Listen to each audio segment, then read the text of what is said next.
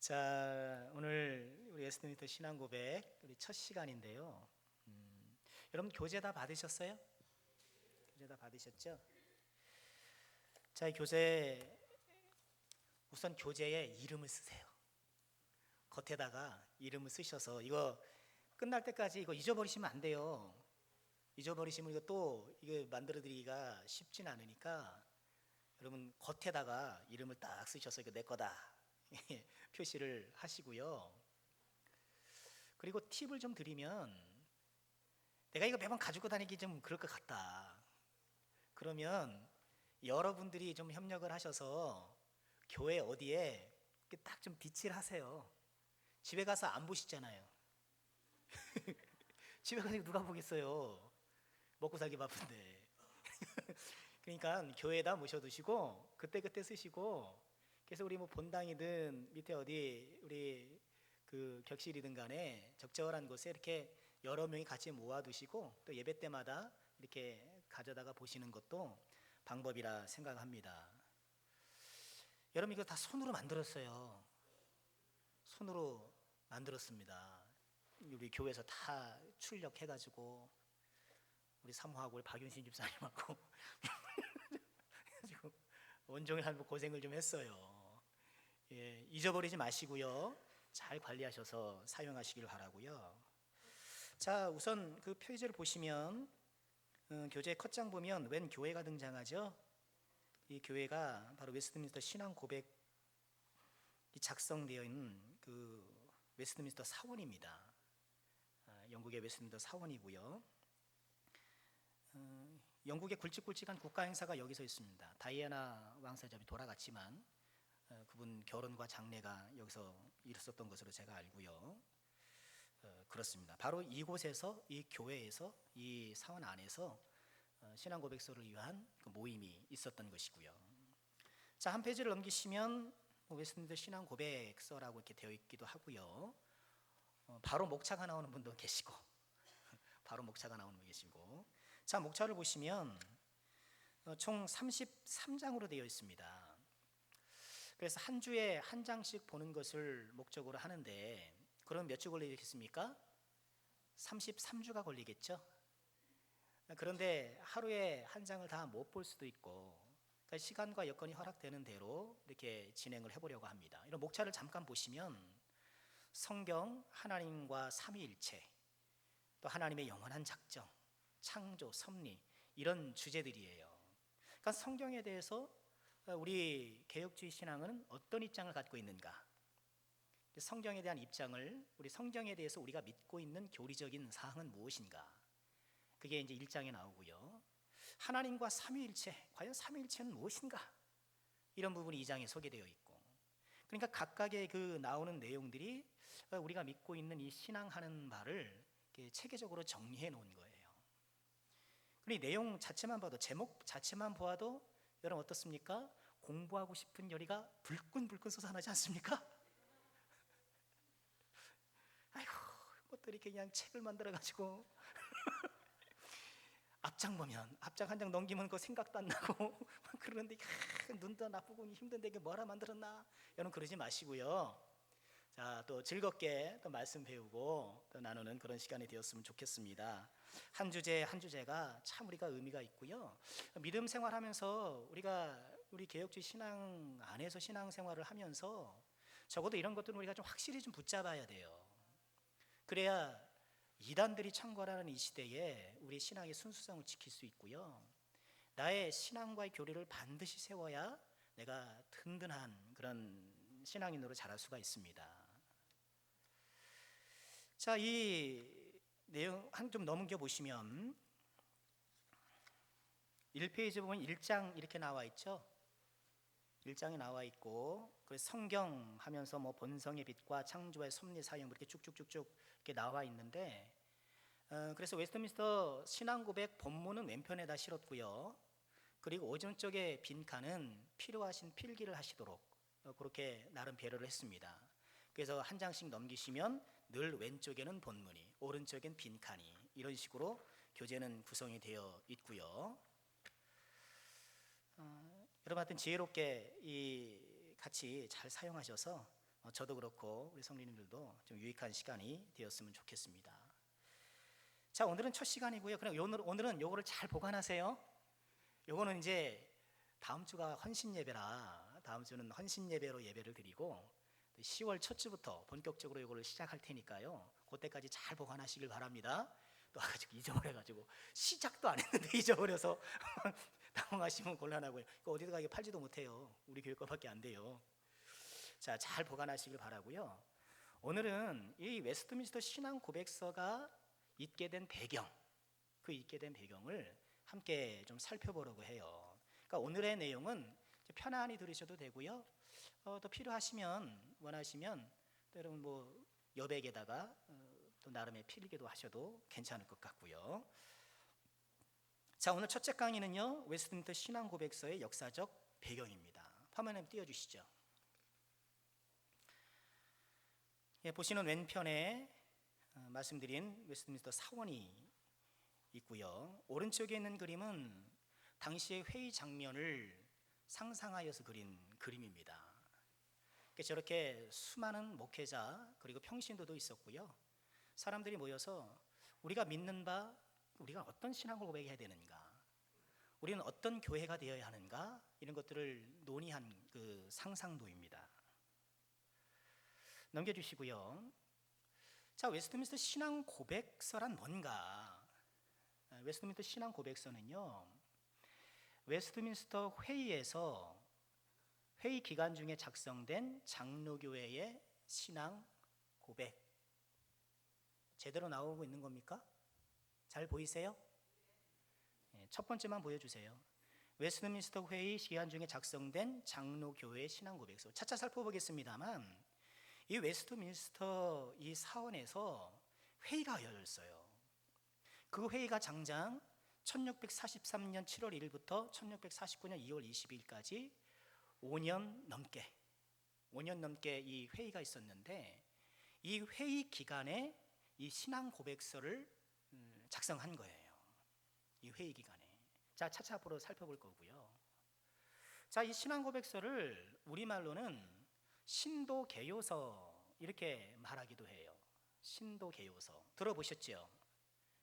그러니까 우리 장로님이나 권사님이나 임직 하실 때 서약할 때 반드시 이것으로 서약하셨을 거예요. 웨스트민스터 신앙 고백, 신도개요서가 우리의 신앙의 표준임을, 혹은 그걸 뭐 받아들이겠느냐? 기억나세요? 네, 그런 문답을 하고 그 선서를 하고 임직을 하게 되어 있거든요. 자, 신도개요서가 무슨 뜻인가? 그 윌리엄 베어드, 우리말로 배위량 선교사님이 이 웨스트민스터 신앙 고백서를 번역을 했는데요. 우리말로 1925년에 번역을 했는데 이걸 제목을 어떻게 정할까 하다가 그때는 이제 한자가 많이 사용되던 시기 때문에 신도개요서라고 했어요. 오해하지 말할 것은 개요가 아닙니다. 아이가 아니에요. 개요 그러면 어떤 것을 요약한 거, 어떤 것의 요약본이라는 그런 뜻이 있잖아요. 그런데 그런 요약이라는 뜻이 아니고요. 저기서 개자는 높이 올리다는 개자예요. 여러분 게시판 할 때 개자, 올리다는 뜻이거든요. 높이 올려 보게 하는 판. 게시판의 한자 뜻이 그래요. 높이 올려 보게 하는 판. 그리고 국기 개양, 이제 국기 개양하다고 할 때 그 개자, 높인다는 뜻이에요. 신도개요서라는 이 말뜻은 신도들이 알아야 할 중요한 점을 높이 알린 책, 좀 그렇게 좀 해석이 될 것 같아요. 성도들이 알아야 할 중요한 점을 높이 알린 책, 이게 신도개요서라고 이렇게 번역을 했고요. 이 웨스트민스터 신앙 고백서와 더불어서 우리에게 많이 알려진 것 가운데 하나가 소요리 문답이에요. 들어보셨죠? 소요리 문답. 소요리 문답은 무엇이냐 하면요, 이 웨스트민스터 신앙 고백서를 바탕으로 해서 어린 학생들이나 또는 청소년들을 가르치기 위한 목적으로 이 내용을 문답식으로 만든 거예요. 소요리 문답의 첫째 질문이 뭔지 아시죠? 사람의 제일된 목적이 무엇이냐? 들어보셨죠? 답이 뭐예요? 하나님을 영화롭게 하고 그를 영원토록 즐거워하는 것. 하나님을 영화롭게 하고 하나님을 즐거워하는 거예요. 예? 이 책을 즐겨하고 드라마를 즐겨하는 것처럼 하나님을 즐겨하는 것. 그렇게 문답 형식으로 이 신앙 고백서의 내용들을 숙지할 수 있도록 학습할 수 있도록 만든 것이 소요리 문답이에요. 소요리 문답이 있으니까 요리하니까 뭐 요리하는 거 아닙니다. 요리책이 아니라 소요리 문답이 있으니까 또 무슨 문답이 있겠어요? 대요리 문답도 있어요. 대요리 문답. 중요리 문답은 없습니다. 중요리는 없고요. 대요리 문답도 있어요. 대요리 문답은 장년과 목회자들을 교육하기 위해서 마찬가지로 문답식으로 신앙 고백서를 학습할 수 있도록 만든 거예요. 대요리 문답입니다. 그럼 대요리 문답의 첫째 질문은 뭘까요? 그건 역시 사람의 제일된 목적은 뭐냐? 그게 첫 번째 질문이에요. 똑같아요. 소요리나 대요리나. 자, 소요리 문답은 뭐라고요? 신앙 고백을 어린이 청소년을 위하여 만든 것. 또 대요리 문답은 목회자와 장년들을 위해서 만든 것. 그런 거예요. 그래서 우리는 보통 많이 알려진 것은 소요리 문답이죠. 소요리 문답 여러분 많이 들어도 보셨고 혹시 부분적으로 공부도 해보셨을 것이라 그렇게 생각이 듭니다. 웨스트민스터 신앙 고백은 바로 이런 것들이고요. 자, 웨스트민스터 신앙 고백서를 이렇게 작성하게 된 좀 배경을 우리가 좀 살펴보고 싶은데, 이게 영국에서 있었거든요. 그러니 우선 이 영국의 종교개혁 상황을 좀 한번 살펴볼 필요가 있어요. 자, 종교개혁이 언제 일어나는지 아십니까 혹시? 종교개혁은 1517년에 시작이 되었어요. 그게 벌써 한 500년이 지났죠. 1517년에 종교개혁이 일어났는데 이제 루터가 구텐베르크 성당 앞에 95개조, 당시에 뭐 면제부 팔고 연옥교리 이러면서 천주교가 타락했잖아요. 거기에 대해서 반박하는 그 반박문을 95개 항으로 기록을 해서 그렇게 종교개혁이 시작이 되었는데, 자, 종교개혁이 시작되면서 전 유럽에 당시 전 유럽에 이 종교개혁 사상이 퍼져나가기 시작합니다. 그래서 종교개혁이 곳곳에서 일어나요. 프랑스 같은 경우에는 이 칼뱅을 중심으로 해서 종교개혁이 일어나고, 스위스 같은 경우에는 쯔빙글리를 통해서 일어나고, 이렇게 곳곳에서 종교개혁의 주요 인물을 통해서 그 개혁 사상이 퍼져나가기 시작합니다. 오늘은 좀 편안히 들으시면 돼요. 긴장하지 마세요. 시험 안 나와요? 종교개혁이 보통 이런 유럽 대륙 내의 종교개혁은 종교개혁 사상을 갖고 있는 목회자라든가 이런 종교개혁 사상가를 통해서 종교개혁이 진행된 것이 일반적이에요. 그런데 영국은 좀 특이해요. 영국은 지도에서 보는 것처럼 잉글랜드, 스코틀랜드, 웨일즈 아일랜드, 또 북아일랜드 뭐 이렇게 그 주변 나라가 되어 있잖아요. 이 당시에는 주요 국가가 잉글랜드와 스코틀랜드인데요. 특별히 영국, 잉글랜드의 종교개혁은 좀 엉뚱한 방향에서 시작이 됐어요. 이 영국의 종교개혁을 촉발시킨 사람은 헨리 8세라는 사람이에요. 헨리 8세 왕입니다. 잉글랜드 왕이에요. 이분이 1509년부터 1547년까지 이렇게 왕으로 재위를 했는데, 이 왕에게는 부인이 좀 있었어요. 첫째 부인이 캐서린이라는 부인이에요. 그리고 둘째 부인이 앤 뷰린이라는 부인이고요. 세 번째는 제인 시모, 이렇게 있었는데 여기서 끝나는 게 아니라 네 번째 부인이 있었습니다. 안나 있었고, 다섯 번째 부인은 또 다른 캐서린, 여섯 번째 부인도 또 다른 캐서린이에요. 몇 명이에요? 6명. 많아요, 적어요? 뭘 많아요? 세종대왕은 20명도 넘었는데.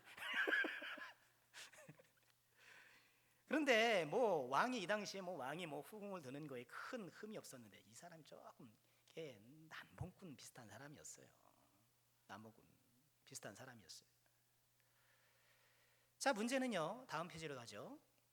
이 헨리 8세가 처음에 결혼했던 여인이 캐서린이에요. 근데 이분이 스페인의 공주거든요.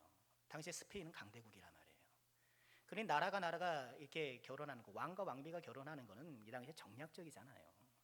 이게 강대국과 이렇게 연을 맺는 방법으로 혼인을 했는데, 문제는 이 헨리 8세가 캐서린을 섬기는 하인 출신의 앤 뷰린을 좋아하기 시작한 거예요. 좋아하기 시작한 거예요. 그래서 캐서린과 이혼을 하고 앤 뷰린하고 결혼을 하려고 하는 거예요. 그런데 이 당시만 해도 교황이 이 유럽의 우두머리가 되어 있기 때문에 왕이 결혼을 하려면 교황이 허락을 받아야 되는 거예요. 당시 교황이 클레멘트 7세라는 교황이었는데, 여러분 교황이 허락했을까요? 허락 안 했어요. 왜냐하면 물론 종교적으로도 그렇긴 하지만 캐서린의 이모가 교황을 후원하는 나라의 왕비였거든요. 그러니까 정치적으로도 보나 또는 종교적으로도 보나 이 결혼을 허락할 수 없다. 그렇게 클레멘트 7세가 말하자면 퇴짜를 준 거예요. 그럼 헨리 8세가 고분고분 말을 듣겠어요? 말 안 듣겠죠. 다음 페이지요. 그래서 헨리 8세가 이른바 수장령을 선포합니다. 수장령 선포. 수장령이 뭐냐 하면 영국 교회의 주권은, 영국 교회의 수장은 영국 국왕이다. 이걸 선포한 거예요. 수장령을 선포한 거예요. 그러니 우리는 로마 교황청과 단절하겠다. 로마 교황청과 단절하고 영국 교회를 관리하는 모든 권한은 국왕에게 있다. 이렇게 선포를 하는 거예요. 그러면서 이때부터 영국 성공회가 시작이 되는 거예요. 여러분 성공회 들어보셨죠? 영국 성공회는 겉으로 보면 천주교적인 그런 스타일을 갖고 있지만 신학적으로 보면 물론 고교회와 저교회는 다르긴 합니다만 고교회는 훨씬 더 카톨릭과 비슷하고요. 저교회는 우리 신앙하고 굉장히 유사해요. 존 스토트 목사님도 그렇고 마틴 로이드 존스 목사님도 그렇고 다 성공회 출신의 저교회에 소속된 그런 분들이거든요. 그러니까 영국 성공회가 이때부터 시작되기 시작한 거예요. 자, 이렇게 되니까 어떻게 될까요? 이 영국 안에도 지금 유럽 대륙에서 있었던 종교개혁 사상을 갖고 있는 사람들이 이제 영국 안에도 있을 것 아닙니까?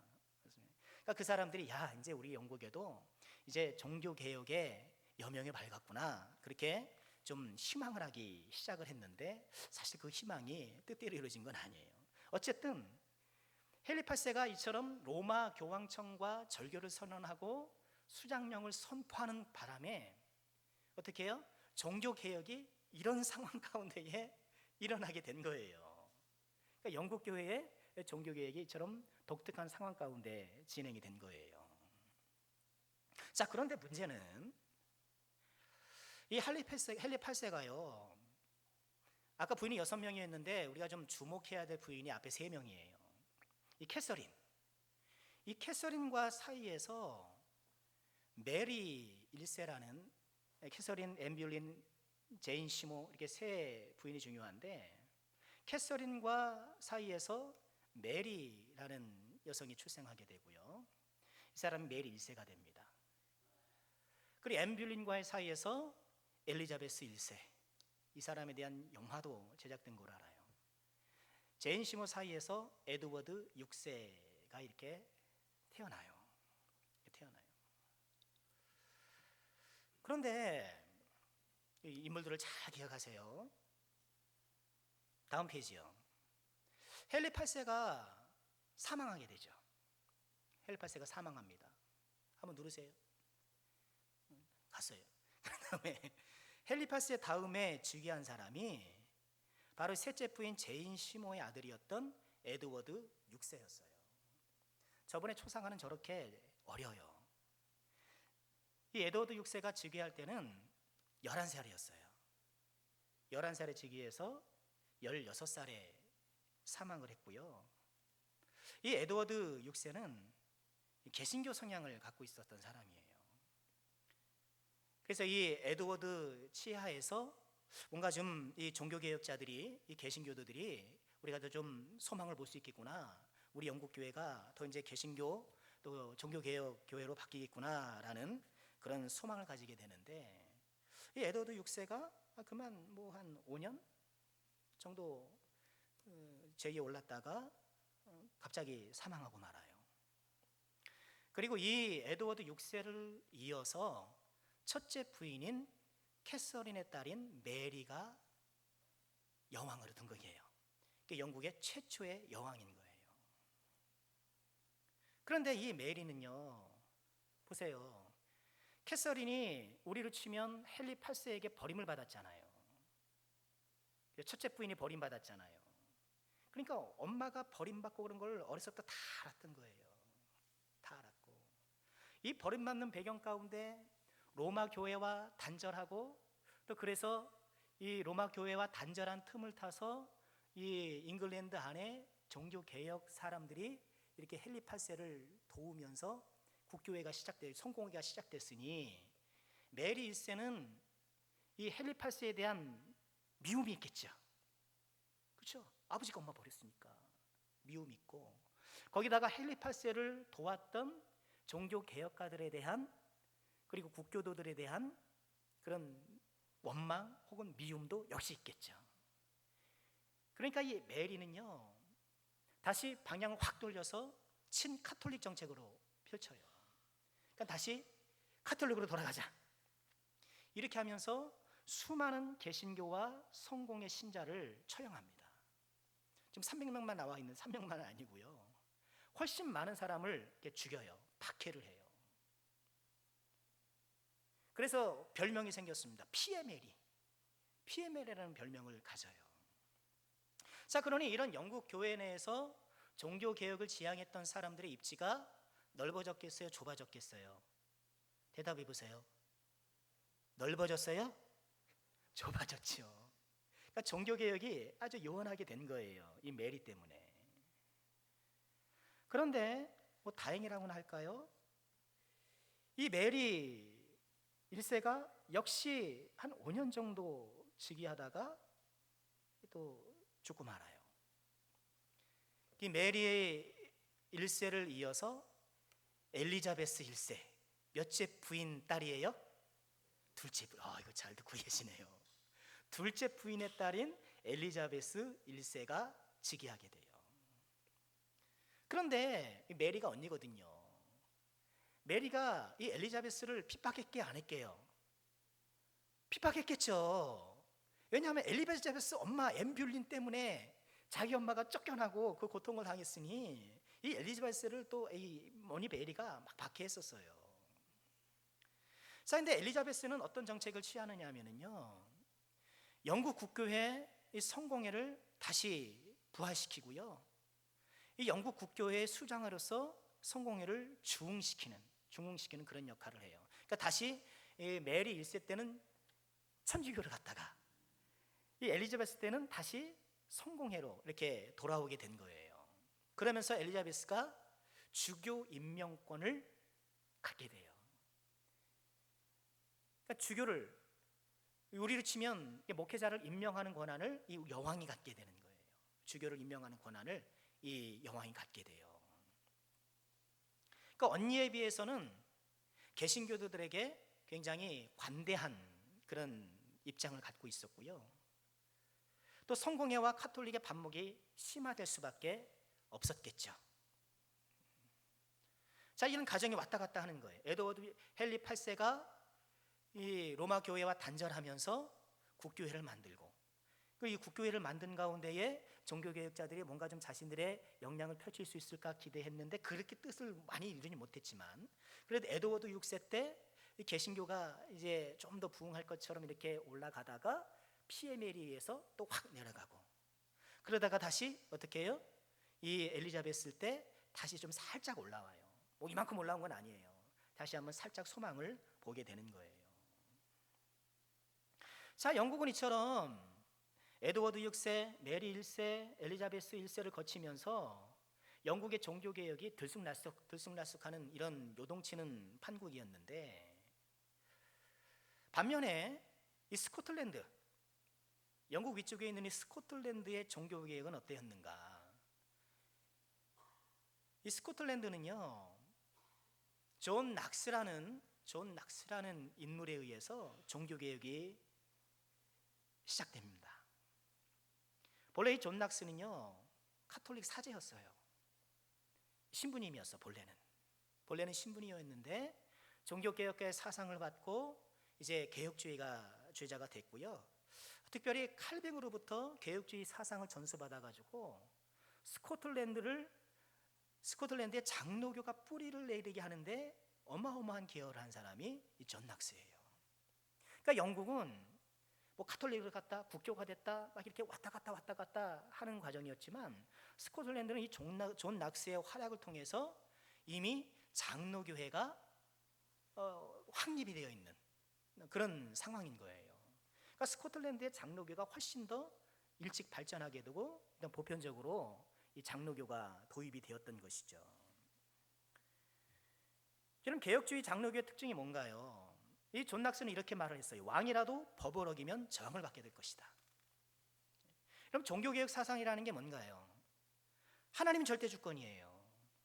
그전에는 교황이라는 사람이 절대 주권을 갖고 교황의 말이 무효하고 교황이 결정하는 것, 이 교회 조직 체계가 결정하는 것이 뭐 반박할 수 없는 진리처럼 그렇게 통용이 되었는데, 종교개혁은 그렇지 않잖아요. 하나님의 말씀, 성경이 제일 권위가 있고 하나님의 절대 주권을 주장하고 이렇게 되다 보니까 어때요?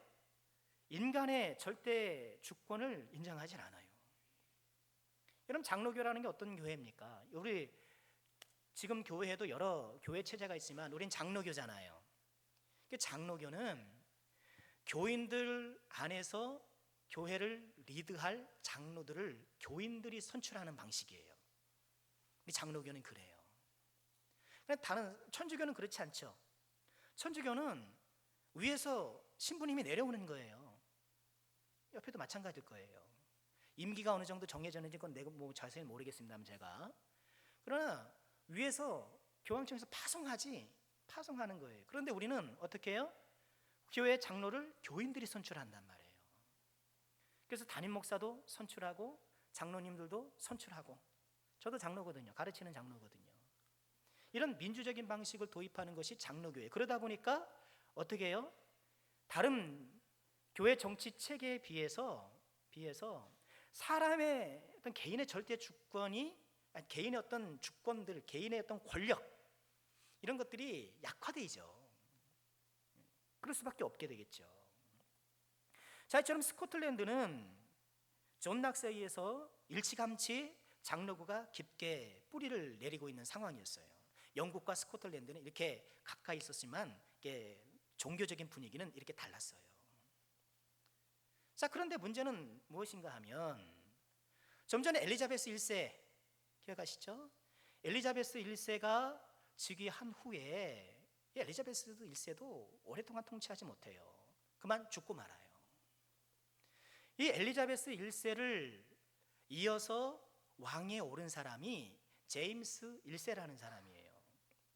그런데 이 제임스 1세는 스코틀랜드 왕이에요. 스코틀랜드에서는 제임스 6세예요. 스코틀랜드 왕이에요. 그런데 영국의 왕을 왜 스코틀랜드 왕이 되었는가? 이 영국과 스코틀랜드의 역사는 뭐 애증의 역사거든요. 어떨 때는 막 굉장히 다투기도 하지만 또 어떨 때는 굉장히 침묵하면서 이런 역사를 반복하거든요.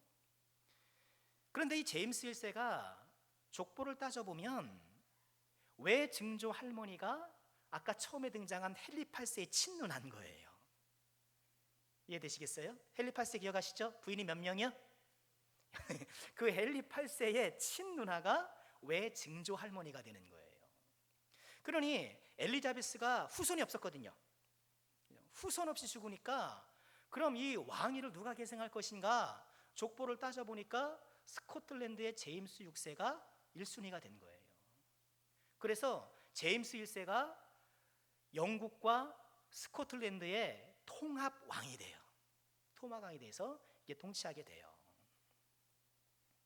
그런데 어떤 일이 생겼을까요? 이 제임스 1세는요 왕권 신수설주의자예요. 그러니까 왕권은 하나님이 주셨다. 왕은 모든 법 위에 있다. 이런 생각을 갖고 있던 사람인 거예요. 그런데 스코틀랜드에서 왕 노릇을 할 때는 어때요? 장로교가 팽배해 있으니까, 장로교가 뿌리내려 있으니까 상대적으로 왕의 권한은 좀 약화될 수밖에 없어요. 왕의 권한도 약화될 수밖에 없는데, 아니 이 제임스 1세가 영국에 딱 와서 보니까 영국에는 뭐가 있어요? 엘리자베스 1세 때 보니까 주교를 임명하는 권이 여기 영국에는 있는 거예요. 야, 스코틀랜드들은 이 종교개혁자들이 장로교들 때문에 내가 제대로 목소리도 못 냈는데 영국에 오니까 분위기가 달라 있는 거예요. 그래서 영국 선교회를 지지하게 되고요, 개신교하고는 대립하게 되는 거예요. 그러니 제임스 1세를 통해서 영국은 이제 더욱더 영국 성공회가 자리를 굳게 잡아가게 되고, 이 영국에 있는 개신교들을, 개혁주의자들을 보통 청교도라 그러잖아요. 이 사람들이 박해를 또 받기 시작을 해요. 그래서 억압받은 이 청교도들이 메이플라워를 타고 이제 신대륙으로 이주를 하는 거예요. 여기서 이제 신대륙으로 이주하는 그 이야기가 여기서 나오는 거예요. 1620년에 나오게 되죠. 또 참고로 이 제임스 왕이 했던 일 가운데 하나가 킹 제임스 성경을 번역한 거예요. 그러니까 영어로 성경을 번역을 했는데 거기서 킹 제임스, 제임스잖아요. 제임스 왕 번역이란 말이에요. 근데 킹 제임스 번역이 굉장히 아름다운 문체라 그래요. 저는 영어를 잘 몰라서 그렇게 아름다운지까지 모르겠는데 아주 번역이 훌륭한 번역이라고 해요. 그런데 최근에는 말씀 보존학회라고 해서 이 킹 제임스 성경만이 유일한 성경이다 이렇게 주장하는 이단들이 또 등장했어요. 그럼 그건 아니에요. 이게 문체가 훌륭하긴 하지만 이 킹 제임스 성경의 번역에 사용했던 그 원문들은 굉장히 사본적으로 가치가 떨어지는 것들이에요. 그리고 일부 신약 성경은 없어요. 이후에 제임스 성경 번역 이후에 수많은 사본들이 또 이렇게 나타났거든요. 그러니 킹 제임스 번역이 유일한 하나님의 영감된 말씀이라고 주장한 것은 과도한 것이죠. 그게 이단이에요.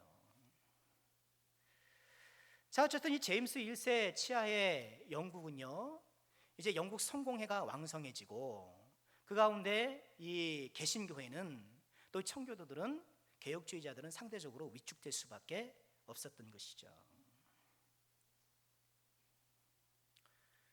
자, 제임스 1세의 통치가 끝나고요, 제임스 1세를 뒤이어서 찰스 1세가 왕위에 등극하게 됩니다. 찰스 1세. 찰스 1세까지 다 왔어요, 이제. 근데 찰스 1세도요, 왕권 신수설자예요. 이 사람도 왕권 신수설. 그러니까 이 왕들은 어떻게든 좀 자기 권력력이 있을 게 마련인 거예요. 그러니 왕위치를 하나님 주셨다 생각하니까 왕의 법이 없다 이렇게 왕권을 강력하게 주장하게 되고요, 이 왕권 신수설을 주장하는 이 찰스와 개신교도들이 중심이 된, 개혁주의자들이 중심이 된 의회가 서로 대립하게 돼요. 의회가 서로 대립하게 됩니다. 그러니까 영국엔 왕이 있고 또 의회가 있었거든요. 우리로 치면 국회가 있었단 말이에요. 근데 이 당시에는 이 왕만이 국회를 소집할 수 있는 권한이 있었어요. 근데 이 왕이 국회를 11년간이나 소집하지 않습니다. 의회를 소집 안 해요. 그냥 탁 묵혀두는 거예요. 더군다나 찰스 1세는요, 프랑스 출신의 왕비와 결혼을 하고요, 이 프랑스가 카톨릭 교회거든요. 그러니까 프랑스 종교개혁을 잠시 생각해 보면은요, 존 칼빈이 프랑스에서 종교개혁을 했잖아요. 그럼에도 불구하고 이 프랑스는 종교개혁에 성공하지 못해요. 이 프랑스의 개혁주의자 개신교도들을 위그노라고 얘기를 하거든요. 근데 위그노들이 엄청나게 박해를 받아요. 엄청나게 박해를 받고 뭐 일시적으로 위그노가 권력이 신장되었던 그런 때도 있지만, 그러나 결국 밀려나 가지고요, 위그노들이 다 이제 뿔뿔이 흩어지고 말아요. 그래서 지금도 프랑스는 카톨릭의 80% 이상이에요. 카톨릭이 우세한 그런 나라인데, 이 프랑스 출신의 왕비와 결혼을 하고요, 카톨릭과 친밀한 관계를 맺게 되죠. 그러니 이 국교의 성공회를 만들었지만, 성공회가 있지만, 이 성공회가 훨씬 더 카톨릭화되도록 이 사람이 이렇게 한 거예요. 이렇게 찰스 1세가 이렇게 개신교도들을 좀 억압하고 카톨릭 쪽으로 돌아가니까 지금 통합왕 시대잖아요. 스코틀랜드에 있는 장로교들이 1639년에 반란을 일으켜요. 스코틀랜드는 이미 장로교가 뿌리를 내렸다 그랬잖아요. 그래서 이 사람들이 왜 지금 그렇게 하냐, 왜 왕이 지금 카톨릭화하고 이 개혁주의 신앙을 외면하느냐 혹은 박해하느냐, 이래서 이들이 반란을 일으켜요. 그러니 어떻게 해야 됩니까? 전쟁을 해야 되잖아요. 전쟁을 해야 되니까 왕이 전쟁을 하려니까 어쩔 수 없이 의회를 그때 소집하는 거예요. 의회를 소집을 해서 3주 만에 해산합니다. 전쟁 비용만 이렇게 막 처리하고 막 이렇게 하면서. 그러다가 다시 가을에 의회를 소집해요. 1653년에 가야 폐회가 되는 이 장기의회, 말씀드린 이 웨스트민스터 신앙 고백이 세워진 이 장기의회를 이때 열게 되는 거예요.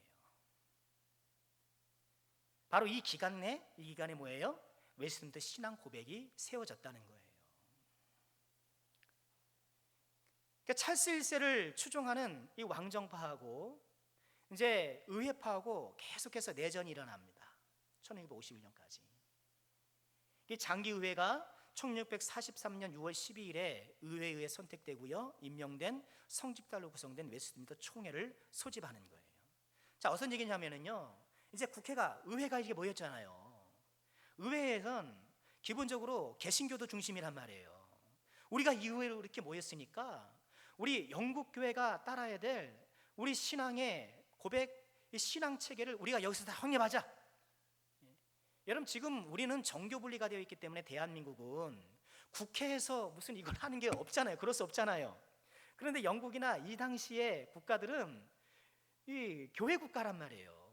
온 나라가, 온 국민이 다 기독교도란 말이에요. 그러니 국가의회가 이처럼 교회가 고백할 신앙 고백을 작성할 수 있도록 모임을 만들어주는 거예요. 이 모임 안에서 이 웨스트민스터 신앙 고백이 세워지게 됐다라는 거예요. 이 웨스트민스터 신앙 고백이 세워진 역사적인 과정이 이러한 거예요. 생각해 보면 참 재밌어요. 그러니까 우리 하나님은 훌륭한 인물의 훌륭한 결정을 사용하시기도 하지만 때로는 엉뚱한 사람의 엉뚱한 결정도 사용하더라는 거예요.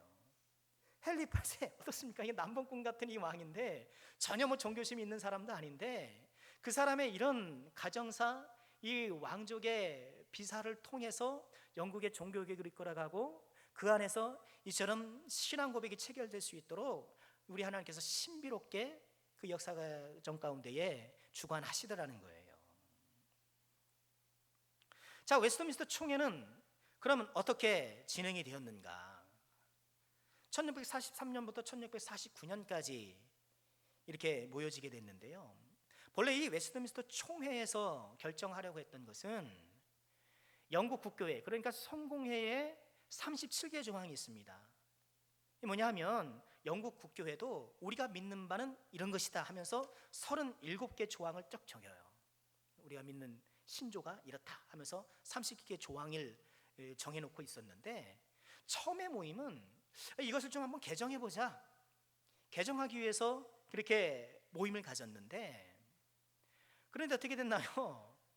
이 모임에서 감독제는 왕국에 나쁘고, 즉 성공회예요, 감독제는 왕국에 나쁘고 해로우며 부담스러운 것이다, 이렇게 결정을 내리고요, 그래서 하나님 말씀에 가장 일치하고 국내에서 교회의 평화를 이룩하고 보전하기에 가장 적합하며 스코틀랜드 교회 및 국외의 다른 개혁 교회와 가장 가깝게 일치하는 교회 정치를 수립하기로 결의해요. 그러니까 처음에는 이 성공회의 37개 조항을 되게 좀 수정해 보려고 했는데 이거 아니다, 이거 잘못됐다, 이런 거 하지 말고 하나님 말씀에 가장 일치하고 교회의 평화와 개혁교회에 가장 가까운 교회 정치를 수립하자, 이렇게 결정을 하고 웨스트민스터 총회가 진행이 된 거예요. 이때 어떻게 됐나? 영국 의회하고 영국 의회가 지금 이걸 열어줬잖아요. 근데 영국 의회와 스코틀랜드 의회가 함께 체결을 맺어가지고요. 물론 이때는 지금 막 전쟁이 4번이 일어날 테니까 스코틀랜드 의회가 이 의회파를 지원해주기로 하는 그런 군사적인 협약도 있었습니다만, 함께 스코틀랜드 의회와 영국 의회가 장로교회 주의를 존속하기로 약정하는 거예요. 그래서 이 안에서 웨스트민스터 총회가 열리게 된 것입니다. 자, 웨스트민스터 총회는요 5년 6개월 21일 동안 열렸습니다. 5년 6개월 21일 동안 열렸고요. 총 1163회, 하나 더 눌러줘 보세요. 1163회의 모임이 있었습니다. 계속 눌러주세요. 네, 그게 맨 먼저 나와 있는 늦게 나오네요. 5년 6개월을 거쳐서 1163회를 모였어요. 생각해 보세요. 굉장히 자주 모였죠. 1163회 동안 목사회원 121명, 그리고 평신도 회원 30명, 평신도 회원은 상원의원 20명, 하원의원 10명이 포함되었고요. 또 이후에 스코틀랜드에서 목사 5명과 평신도 3명이 파송되어서 총 159명의 회원이 1163회의 모임을 거쳐서 이 신앙 고백을 확립해 나간 거예요. 장장 5년 6개월 21일 동안. 그걸 함께 기도하고 예배하고 금식하고 치열하게 토론하고, 그러니까 문구 하나하나, 문장 하나하나를 잘 가다듬어서 혹여나 오해가 없도록 우리가 표방하는 이 개혁주의 신앙을 잘 표현할 수 있도록 신중의 신중을 결정해서 또 성경적이어야 하고 여러 가지 감안해서 이 신앙 고백을 만들었던 거예요. 자, 이렇게 신앙 고백을 만들고요. 1647년 8월 27일 에딘버러 총회에서 승인이 됩니다. 교회 내 총회에서 이 신앙 고백을 승인해요. 그리고 1648년 6월 20일에는 의회에서 이것을 승인합니다. 그러니까 처음에는 교회들만 이것을 승인했는데 이제 기독교 국가니까 그거를 의회에서 승인해 주는 거예요. 그러니 우리 영국 교회는 이 신앙 고백을 따른다, 우리 영국 교회는 이 신앙 고백을 지킨다, 그렇게 국가 차원에서 승인을 해준 거예요. 또 대의문답이 7월 20일 총회 승인을 했고, 또 28일에는 소요리문답이 승인이 됐고, 그리고 같은 해 9월 15일에 대소요리문답이 의회에서 승인이 되는 거예요. 자, 이렇게 영국에서 웨스트민스터 신앙 고백이 이렇게 확립이 되었던 거예요. 근데 이후에 어떻게 됐을까요? 영국에서 이 신앙 고백이 사라져요. 여기 사라져요.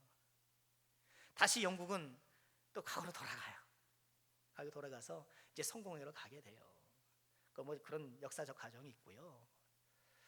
이렇게 훌륭한 웨스트민스터 신앙 고백이 잠자고 있다가 어디에서요? 1729년 미국 장로교회가 이것을 채택하게 돼요. 그리고 1788년에 정교분리 원칙에 근거해서 일부를 수정합니다. 여러분, 웨스트민스터 총회가 이 웨스트민스터 신앙 고백이 있을 때는 정교분리가 없었죠. 국가교회니까. 그런데 미국에서는 정교분리가 있단 말이죠. 그러니 정교분리에 맞게 일부가 수정돼요. 1788년에. 그리고 이 수정된 웨스트민스터 신앙 고백서가 선교사들을 통해서 우리에게 들어오게 되었고, 처음에 같이 살펴보았던 1925년에 신도 개요서라는 이름으로 이제 우리 교회, 한국 교회의 신앙 고백이 된 거예요. 그래서 지금 저와 여러분들이 이것을 공부하게 된 거예요. 자, 정리하겠습니다. 정리해 보면 웨스트민스터 신앙 고백서가 확립된 역사적인 배경을 보면 헨리 8세라는 이런 남봉꾼 같은 왕, 그죠? 그 안에서 뭐 이혼과 결혼 이런 문제로 결국은 흘러가가지고 이처럼 장기 의회가 소집이 되고 이 국가 의회가 총회를 소집을 해서 총회를 통하여서 신앙 고백을 만들게 한 것. 여러분, 그래서 신앙 고백서, 웨스트민스터 신앙 고백서는요, 이 웨스트민스터 신앙 고백서 이전에도 많은 신앙 고백서가 있었어요. 그런데 그 어떤 신앙 고백서보다도 가장 성경적이고 가장 신학적으로 안정감을 갖고 있는 신앙 고백서라 모두가 그렇게 동의를 하고 정평이 나 있는 거예요. 그러니까 우리가 믿고 따르는 이 교리 체계, 신학 체계가 바로 이 웨스트민스터 신앙 고백서인 거예요. 우리 신앙의 최종 권위는 당연히 성경이에요. 당연히 성경이에요. 그러나 우리는 이 성경을 가장 정확하게 반영하고 있는 신앙 고백서로 웨스트민스터 신앙 고백을 우리가 따르는 거예요. 그러니 모든 교리적인 논란은 당연히 성경을 통해서도 검증이 돼야 되겠지만 더불어서 웨스트민스터 신앙 고백서와 견주어 보는 거예요. 이것이 성경적인 권위가 있는 것은 아니나 성경을 충실하게 반영된 말 그대로 신도 개요서라고 우리가 인정을 하고요. 그래서 이것을 우리가 잘 학습해서 우리의 믿음과 신앙의 토대로 삼아야 하는 것이죠. 참 질문을 받을 수도 없고 이제 끝맺음이 참 묘하네요. 오늘 말씀 보면 어떤 말씀을 같이 나눴나요? 골로새서 2장 오늘 말씀 잠깐 보실까요? 말씀을 읽었으니까 6절의 말씀이죠. 그러므로 너희가 그리스도 예수를 주로 받았으니 그 안에서 행하되 그 안에 뿌리를 박으며 세움을 받되 어떻게 해요? 교훈을 받은 대로 믿음에 굳게 서라. 교훈을 받은 대로 믿음에 굳게 서라. 우리에게 주어진 이 말씀의 교훈을 토대로 우리의 믿음을 세워나가라는 거예요. 성경을 토대로 해서 또 성경을 충실하게 반영하고 있는 이 웨스트민스터 신앙 고백을 우리가 교훈 삼아서 이 토대 위에 우리의 믿음을 굳게 세워 나가자라는 것이죠. 자, 앞으로 우리 33강 동안 우리 하나하나 살펴볼 텐데요.